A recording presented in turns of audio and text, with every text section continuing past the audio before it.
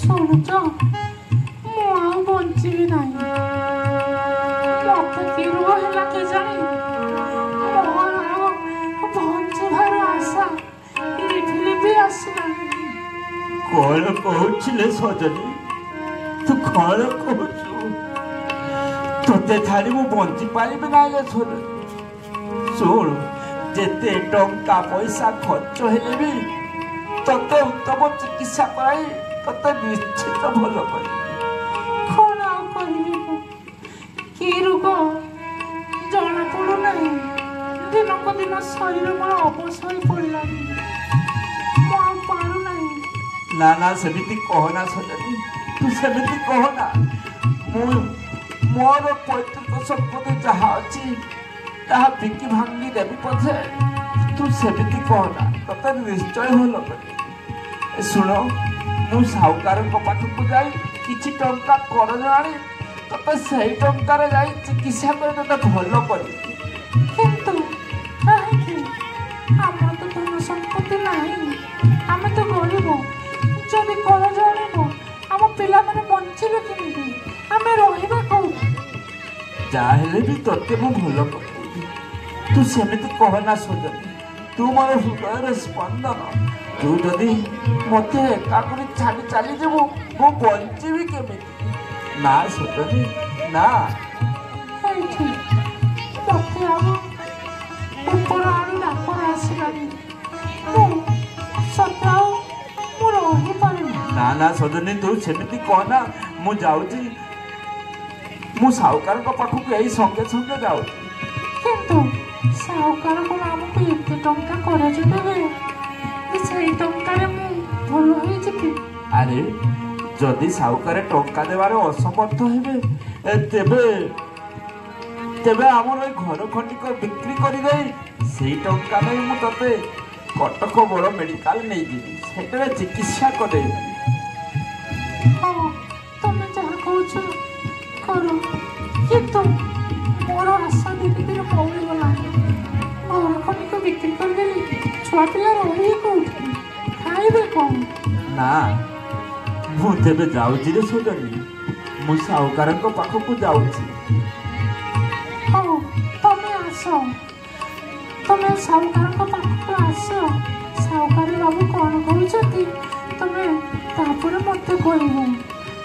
ହଉ, ମୁଁ ଯାଉଛି ରେ ସଜନୀ, ତୁ ଘରେ ଥା, ମୁଁ ସାହୁକାରଙ୍କ ପାଖରୁ ଆସୁଛି। ସାହୁକାର ବାବୁ ଓଳିକି, ସାହୁକାର ବାବୁ ଓଳିକି। ଉଠ ପବନା, ଉଠୁନି ଉଠୁ। ତୁ କୁଆଡ଼େ ଏପଟେ ଆସିଥିଲୁ? ତୋର ମନ ଯେପରି ଭଲ ନାହିଁ ଦେଖାଯାଉଛି। କଣ ହେଇଛି? କଥା କଣ? ସାହୁକାର ବାବୁ, ମୋର ସ୍ତ୍ରୀକୁ ଏକ ଅଜଣା ରୋଗ ହେଲା ଯେ ସେ ଆଜିକୁ ମାସେ 2 ମାସ ହେଲାଣି ବିଛଣାରୁ ଉଠି ପାରୁନାହିଁ। ବହୁତ କଷ୍ଟରେ କାଳତିପାତ କରୁଛି। ମୁଁ ଭାବୁଛି ଆପଣଙ୍କ ନିକଟରେ ମୋ ଘର ଖଣ୍ଡିକ ବନ୍ଧକ ରଖି କିଛି ପଇସା ନେଇଥାନ୍ତି, ଆଉ ସେ ପଇସାରେ ମୋର ସ୍ତ୍ରୀକୁ ଚିକିତ୍ସା କରେଇଥାନ୍ତି ସାହୁକାର ବାବୁ। ଆରେ ସେ କଥା ହେଇପାରିବ ନାହିଁ। ଶୁଣ, ଆଜିକାଲି ପରା କେହି ବନ୍ଧକ ରଖୁନାହାନ୍ତି। ଆଉ ବନ୍ଧକ ରଖିଲେ ପରା ସରକାର ବନ୍ଧୁକୁ ଫୁଟେଇ ଦେଉଛନ୍ତି ଆଉ। ଆରେ ସେଥିପାଇଁ ସରକାର ବହୁତ ଯୋଜନା କରୁଛନ୍ତି। କଣ କହିଲେ ସାହୁକାର? ଯୋଜନା କରିଛନ୍ତି? ଏ ଗରିବ ଗୁରୁବାଙ୍କ ପାଇଁ କି ଯୋଜନା କରିଛନ୍ତି ସାହୁକାର? ଆରେ ଶୁଣ, ସରକାର ପରା ବିଜୁ ସ୍ୱାସ୍ଥ୍ୟ କଲ୍ୟାଣ ଯୋଜନା କରିଛନ୍ତି। ଯୋଉ ଯୋଜନାରେ କି ଜଣେ ହିତାଧିକାରୀ ଉତ୍ତମ ଚିକିତ୍ସା ସୁବିଧା ଆଉ ସୁଲଭ ମୂଲ୍ୟରେ ପାଇପାରିବ ସରକାରଙ୍କ ନିକଟରୁ। ତେବେ ମତେ ସେ ବିଷୟରେ ଟିକେ ପ୍ରାଞ୍ଜଳ ଭାବରେ ବୁଝେଇଦେଲେ ସାହୁକାର, ମନଟା ତୃପ୍ତି ହୁଅନ୍ତା, ମନଟା ଖୁସି ହୁଅନ୍ତା।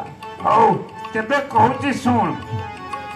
ଏଇ ବିଜୁ ସ୍ୱାସ୍ଥ୍ୟ କଲ୍ୟାଣ ଯୋଜନା, ଯୋଉଟା BSKY କହୁଛନ୍ତି, ଯାହା 2018 ମସିହା ଅଗଷ୍ଟ 15 ତାରିଖରେ ସାର୍ବଜନୀନ ସ୍ୱାସ୍ଥ୍ୟ ସୁରକ୍ଷା ପ୍ରଦାନ ନିମନ୍ତେ ଏକ ପଥ ପ୍ରଦର୍ଶକ କାର୍ଯ୍ୟକ୍ରମ ଭାବରେ ଆରମ୍ଭ କରାଯାଇଥିଲା, ଯେଉଁଥିରେ ଆର୍ଥିକ ଦୃଷ୍ଟିର ଦୁର୍ବଳ ପରିବାରଙ୍କ ସ୍ୱାସ୍ଥ୍ୟ ସୁରକ୍ଷା ଉପରେ ବିଶେଷ ଗୁରୁତ୍ୱ ଦିଆଯାଇଥିଲା।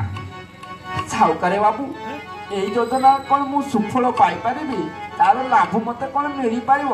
ଆରେ ମିଳିବ ନାହିଁ କାହିଁ, ତୁ ତ ଖାଲି ଛାନିଆ ହଉଛୁ। ମୁଁ ଜାଣୁଛି ତୋର ମାନସିକ ଅବସ୍ଥା ଭଲ ନୁହଁ, ତଥାପି ମୁଁ କହୁଛି ତୁ ଧୀର ସ୍ଥିରରେ ଶୁଣୁ, ତାପରେ ଜାଣିପାରିବୁନି ବେଳେବେଳେ। ହଉ ସାହୁକାର କୁହନ୍ତୁ। ଆରେ ଶୁଣ, ଏହି ଯୋଜନା ଅଧୀନରେ ହିତାଧିକାରୀ ମାନେ ଅସ୍ତ୍ରୋପଚାର ଏବଂ ଡାକ୍ତରଖାନାରେ ଭର୍ତ୍ତି ହେବା ପୂର୍ବରୁ ପରବର୍ତ୍ତୀ ଖର୍ଚ୍ଚ ସମେତ ବିଭିନ୍ନ ଚିକିତ୍ସା ପରିସ୍ଥିତି ପାଇଁ ତାଲିକାଭୁକ୍ତ ଡାକ୍ତରଖାନାରେ ନିଃଶୁଳ୍କ ଚିକିତ୍ସା ପାଇଥାନ୍ତି। ଆଉ ଏହି ଯୋଜନା ମାଧ୍ୟମରେ ପାଖାପାଖି 4,3600 ଚିକିତ୍ସା 255 ଅସ୍ତ୍ରୋପଚାର ପଦ୍ଧତି ଅନ୍ତର୍ଭୁକ୍ତ ଅଟେ। ଆଉ ଯୋଜନାରେ ନିଦାନ ପରୀକ୍ଷା, ଔଷଧ ଏବଂ ଅନ୍ୟାନ୍ୟ ଚିକିତ୍ସା ସାମଗ୍ରୀର ଖର୍ଚ୍ଚ ରାଜ୍ୟ ସରକାର ଦ୍ୱାରା ବହନ କରିଥାନ୍ତି। ସେଥିପାଇଁ ପ୍ରତ୍ୟେକ ପରିବାରର ମହିଳାମାନଙ୍କ ପାଇଁ 5 ଲକ୍ଷ, ନାଇଁ 5 ଲକ୍ଷ ନୁହଁରେ ପବନା, ସେଟା ହଉଛି 10 ଲକ୍ଷ। 10 ଲକ୍ଷ ହେଲା ମହିଳାମାନଙ୍କ ପାଇଁ, ଆଉ 5 ଲକ୍ଷ ହେଲା ପୁରୁଷ ଲୋକଙ୍କ ପାଇଁ ସ୍ୱାସ୍ଥ୍ୟ ବୀମା ସୁରକ୍ଷା ପ୍ରଦାନ ସରକାର କରିଛନ୍ତି। ଆଉ ଯିଏ ଯାହା ପାଖରେ ଏଇ ବିଜୁ ସ୍ୱାସ୍ଥ୍ୟ କଲ୍ୟାଣ ଯୋଜନା କାର୍ଡ ଥିବ ନା, ସେ ଏହାର ଲାଭଟା ପାଇପାରିବ। ଆଜ୍ଞା, ମୋ ପାଖରେ କ'ଣ ସେଭଳି କାର୍ଡ ତ ମୋ ପାଖରେ ନାହିଁ, କରିବି କେମିତି? ଆରେ ସେଭଳି ଚିନ୍ତା କରିବା ଦରକାର ନାହିଁ।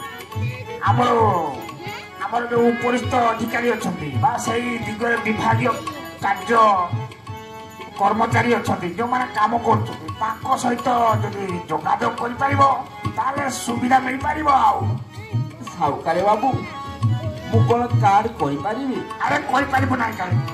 ତୁ ଆମର ସରପଞ୍ଚ କିମ୍ବା ଆମର ଯିଏ ଥିବେ ପଞ୍ଚାୟତର ଅଧିକାରୀ କିମ୍ବା ବ୍ଲକ ଅଧିକାରୀଙ୍କ ସହିତ ସମ୍ପର୍କ କରି ଯୋଗାଯୋଗ କରି ତାଙ୍କ ସହିତ ଏଇ ବିଷୟରେ ଆଲୋଚନା କଲେ ତୁ ନିଶ୍ଚୟ ପାଇପାରିବୁ। ଆଉ ହଉ ସାହୁକାର ବାବୁ, ଆପଣ ଯାହା କହିଲେ ମୁଁ ଜାଣିପାରିବି, କିନ୍ତୁ ଏଇ କାର୍ଡ କ'ଣ କେମିତି ଆଉ ହେଇପାରିଲା ତ ମୁଁ ଜାଣିପାରିଲି, କିନ୍ତୁ ପରବର୍ତ୍ତୀ ପର୍ଯ୍ୟାୟରେ ଯଦି କାର୍ଡର ମୂଲ୍ୟ ନିର୍ଦ୍ଧାରଣ କରିବାରେ ପୁନର୍ବାର ଆବଶ୍ୟକ ପଡ଼େ, କ'ଣ କରାଯାଇପାରିବ? ଆରେ କାର୍ଡ ନବୀକରଣର ଆବଶ୍ୟକତା ନାହିଁ। ହିତାଧିକାରୀ ପରିବାର ବାର୍ଷିକ ରାଶି ପ୍ରତିବର୍ଷ ସକ୍ରିୟ ଭାବେ ନବୀକରଣ ହୋଇଯାଏ, ତା ଆପେ ଆପେ ସରକାର କରିଦେଇଥାନ୍ତି।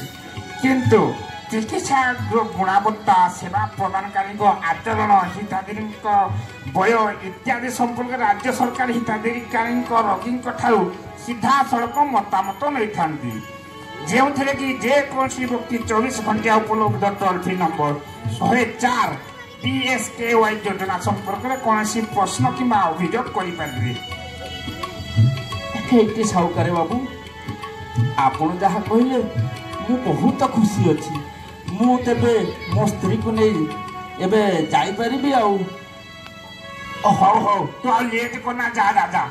ଯଦି ତୋର ନାହିଁ ବୋଲି କହୁଛୁ, ତୁ ସେଇ ଲୋକମାନଙ୍କ ଯେଉଁ ଆମର ପଞ୍ଚାୟତ ଅଧିକାରୀ କିମ୍ବା ବ୍ଲକ ଅଧିକାରୀଙ୍କ ସହିତ ଯୋଗାଯୋଗ କରି ତୁ ବ୍ୟବସ୍ଥା କରିବୁ, ତାପରେ ସେମାନେ ତୋତେ ଭାତ ପଠାଇଦେବେ, ଆଉ ସେଇ ଅନୁସାରେ ତୁ ଯାଇକି କରିପାରିବୁ।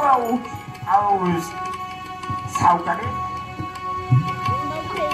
ମୁଁ ଭାବୁଛି ମୋ ସ୍ତ୍ରୀକୁ ନେବି କଟକ ବଡ଼ ମେଡ଼ିକାଲ କିମ୍ବା ବେସରକାରୀ ମେଡ଼ିକାଲ, ସେଥିରେ ବି ଚିକିତ୍ସା କରାଇ ପାରିବି। ଆରେ କରାଇ ପାରିବୁ ନାହିଁ କି? ମୁଁ କହିଲି ପରା ତତେ, ତୁ ନିଶ୍ଚୟ କରାଇ ପାରିବୁ। ଆମର ସରକାରଙ୍କ ଦ୍ୱାରା ଯେଉଁ ସ୍ୱୀକୃତି ପ୍ରାପ୍ତ ବେସରକାରୀ ମେଡ଼ିକାଲ ଅଛି, ସେଠି ବି ଏଇ କାର୍ଡ ଦ୍ୱାରା କରାଇ ପାରିବୁ। ଆଜ୍ଞା ସାହୁକାର, ମୁଁ ତେବେ ଯାଉଛି। ମୁଁ ମୋ ସ୍ତ୍ରୀକୁ ନେଇ ଏଇ ଯୋଜନାରେ ଯାହା ଯାହା ସୁବିଧା ଅଛି ମୁଁ କରାଇବି। ସାହୁକାର ବାବୁ, ଆପଣଙ୍କର କଥା ଶୁଣି ମୋତେ ବହୁତ ଖୁସି ଲାଗିଲା, ବହୁତ ଆନନ୍ଦ ଲାଗିଲା। ଆପଣଙ୍କୁ କୋଟି କୋଟି ଦଣ୍ଡବତ। ଆରେ ମୋତେ କୋଟି କୋଟି ଦଣ୍ଡବତ ଦେବା ଦରକାର ନାହିଁ, ତୁ ରାଜ୍ୟ ସରକାରଙ୍କୁ ଦେବା କଥା, ଯିଏକି ଗରିବ ଗୁରୁବାଙ୍କ ପାଇଁ ଏଇସବୁ କାର୍ଯ୍ୟକ୍ରମ କରିଛନ୍ତି। ଉଠୁ ଉଠୁ ଉଠୁ ଉଠୁ ଉଠୁ।